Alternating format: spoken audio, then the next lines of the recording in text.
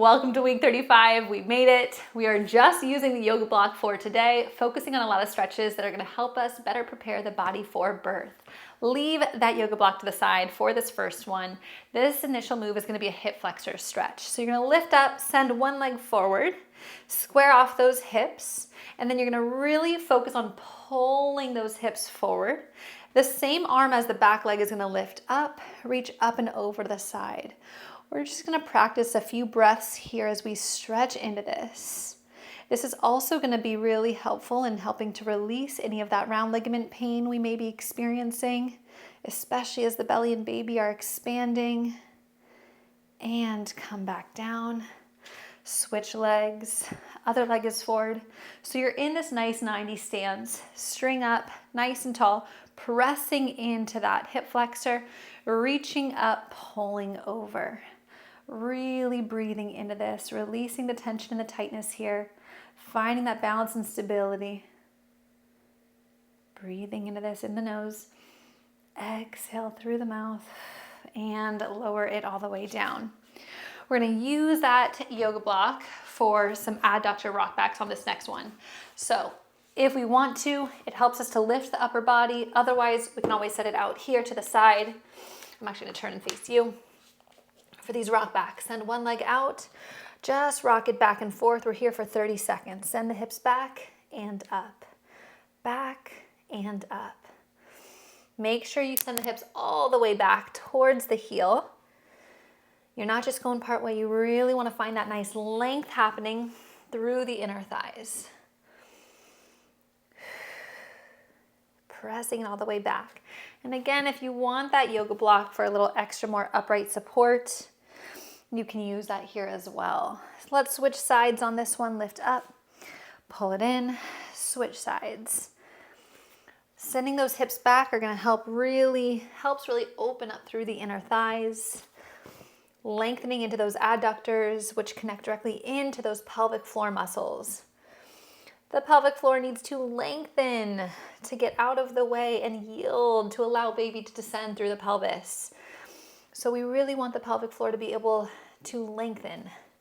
We want it strong, but we want it to lengthen as well. Last one, press those hips all the way back and then reach all the way up.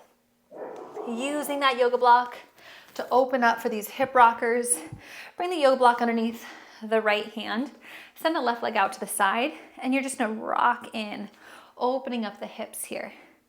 And if you want to make this an even deeper stretch, send the hips back into a nice hamstring length.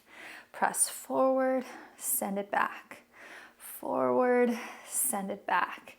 Just 30 seconds on this side, and then we'll move into 30 seconds on the other side. If the knee that's planted on the floor needs a little more padding, maybe you want to use a pillow underneath that. Last one, hold that nice deep stretch and then switch sides. Other hand down. Step it out to the side. So it's like the opposite or an open version of that hip flexor stretch we did at the beginning. Ride open, rock back. Open and rock back. These asymmetrical style movements are also really helpful for opening up the middle of the pelvis. That middle of the pelvis can sometimes be the sticking point. It has a lot of bony protrusions that make it sometimes more challenging to just get them out of the freaking way. So these exercises are perfect for that. And send it all the way back. Hold it forward. This is our last one. And draw it in. Okay, last exercise, we are standing. Stand it all the way up for this calf stretch. Set the block down. Bring the toes and the balls of the foot on top of that block, and then pitch your body forward. We're just gonna hold on to this for about 20 seconds.